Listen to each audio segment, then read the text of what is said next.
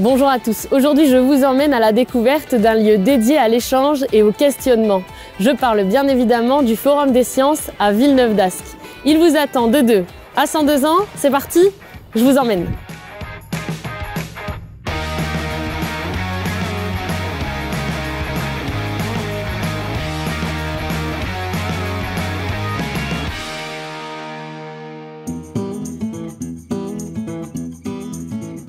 Le Forum des Sciences est un équipement culturel géré par le département du Nord.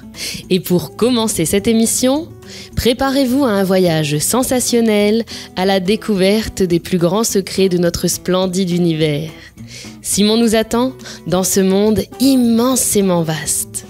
Et nous voici dans un endroit que j'affectionne particulièrement et en très bonne compagnie avec Simon. Ça va Simon? Ça va, très bien et toi? Oui, super bien. D'ailleurs, toi t'es un enfant du pays. Tu visites le forum depuis que tu as une dizaine d'années à peu près. C'est ça, depuis son ouverture en fait à peu près.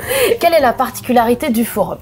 La particularité du forum, c'est peut-être de mettre en avant la médiation humaine, c'est-à-dire on accompagne le public pour répondre à ses questions, pour partir même de ses idées et essayer d'avancer ensemble dans la médiation, peu importe le sujet finalement. Le planétarium, c'est le lieu incontournable à visiter. Il y a des horaires, c'est ça? C'est ça, il faut regarder en avance sur le site web peut-être pour avoir les horaires des différentes séances. Nous, ce qu'on adore, c'est poser des questions. On peut avoir un échange avec vous. Exactement, c'est le but même du planétarium. C'est quoi ton meilleur souvenir au planétarium? On présente souvent les constellations dans le planétarium. Je présentais la fameuse grande casserole que tout le monde connaît. Ah oui. Mais ce que j'aime bien faire, c'est demander aux gens ce qu'ils voient. Est-ce qu'ils sont pas obligés de voir une casserole s'ils le veulent.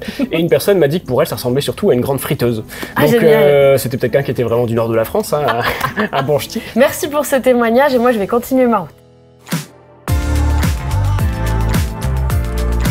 Si vous aimez le cinéma, l'exposition temporaire Effets spéciaux crever l'écran va vous réjouir. De quoi apprendre en s'amusant, en famille, même si les enfants sont grands, et pourquoi pas en amoureux.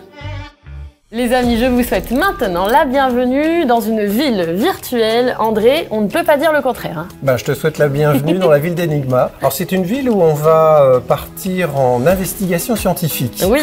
Disons que dans la ville d'Enigma, il se passe toujours des choses. Oui. Il y a des enlèvements, des disparitions, ou bien on a des choses à décoder, à crypter. Donc mettre un petit pied, je dirais même un orteil, dans finalement ce qu'est l'investigation scientifique et la méthode scientifique.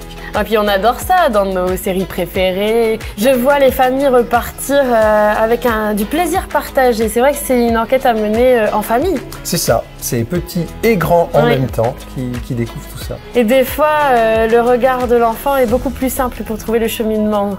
Oui, parce que les grands partent tout de suite dans des choses plus compliquées et des fois c'est plus simple. L'ADN du Forum des Sciences, et quel est-il? Tu peux nous le rappeler? Si le public veut des réponses, nous on préfère qu'en sortant il y ait plus de questions. Oui, c'est ça qui est rigolo. On arrive pour chercher des réponses et on les trouve d'ailleurs. Oui, bien sûr. Et on sort du Forum des Sciences avec de nouvelles questions. Tout à fait. Je vais aller voir un centre de ressources dans quelques temps d'ailleurs. Ah, tu vas voir ma collègue Anne alors? Oui, je vais aller voir Anne. Les rois de l'échange et du questionnement sont bien évidemment les tout-petits. Alors, pour les 2-7 ans et leurs parents, le Forum a confectionné un lieu dédié à la première approche du monde. L'atelier d'atomes chamboule les représentations et les expositions temporaires construisent les connaissances scientifiques. Bonjour Anne. Bonjour Margot. Ça va? Ça va très bien et toi? Oui, et nos téléspectateurs internautes sont ravis de faire ta rencontre. Ici nous sommes au centre de ressources. Et alors des ressources, il y en a plein, Anne. Oui, tout à fait Margot. Ici on reçoit aussi bien le grand public qui fréquente le forum, qui vient voir une expo et qui peut prendre un peu de temps ici pour feuilleter un livre, flâner, faire des découvertes dans les ouvrages. Mais on a aussi tout un pan de notre activité tournée vers les professionnels de l'éducation, de la culture. Un exemple parmi d'autres, donc une boîte de jeux à la découverte du ciel sur des découvertes au niveau de l'astronomie, le ciel, les planètes, les comètes, enfin tous ces notions-là. Qu'y a-t-il comme autre outil à notre portée? Est-ce que tu peux m'en citer quelques-uns? Donc au niveau de documentation, évidemment, beaucoup d'ouvrages. On a également des jeux qui sont des jeux qui peuvent compléter l'offre documentaire.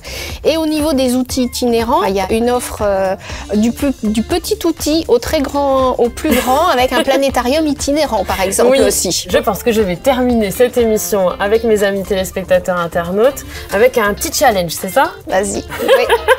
Allez, ranger un cube. Check. Mission acceptée. Et Anne m'a dit, tu ne peux pas repartir si tu n'as pas terminé, Margot. Bon, eh bien, ça tombe bien, on peut venir de 2 à 102 ans. Alors, j'aurai peut-être eu 102 ans quand je vais repartir. Non, l'avantage, c'est que ce sont des outils itinérants. Donc, si je suis sympa, je vais pouvoir l'emmener. Salut! Et à bientôt!